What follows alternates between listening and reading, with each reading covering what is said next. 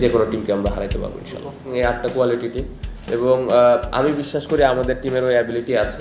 আমরা চ্যাম্পিয়ন হওয়ার লক্ষ্যে যাচ্ছি, সবাই এটাই চাচ্ছে, সবাই এটাই চায় মনে প্রাণে এবং সবাই এটাই বিশ্বাস করে যে আমাদের ওই অ্যাবিলিটিটা আছে।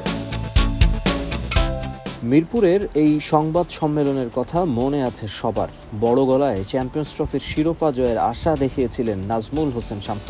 দুবাইয়ে ভারত আর রাওয়ালপিন্ডিতে নিউজিল্যান্ডের কাছে হেরে গ্রুপ পর্ব থেকে ছিটকে যাওয়ায় এখন সুর নরম বাংলাদেশ অধিনায়কের। দেশের ক্রিকেটাঙ্গনে উঠেছে সমালোচনার ঝড়।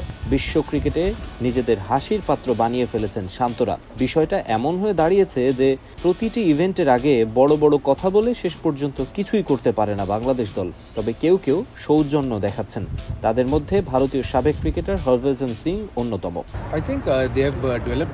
বাংলাদেশ খারাপ দল না, গেল কয়েক বছরে তারা উন্নতি করেছে, তারা অনেক শিখেছে। যত বেশি খেলবে তত শিখবে। শুভকামনা রইল।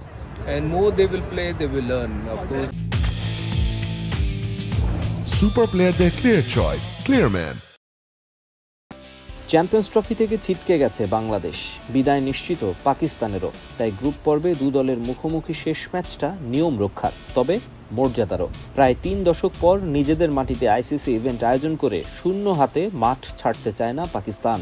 তবে হরভজনের মতে হোম গ্রাউন্ডে হতাশই হতে হবে মেন ইন গ্রিনের। আমার মনে হয় বাংলাদেশ দল পাকিস্তানকে হারিয়ে দিবে। বাংলাদেশ আর ওই দল নেই যাদের বিপক্ষে যে কোনো দল সহজে জিতে যাবে। এই বাংলাদেশ দল লড়াই।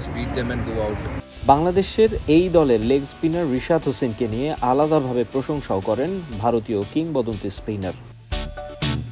মাকসুম আলম খান, সময় সংবাদ, দুবাই, সংযুক্ত আরব আমিরাত।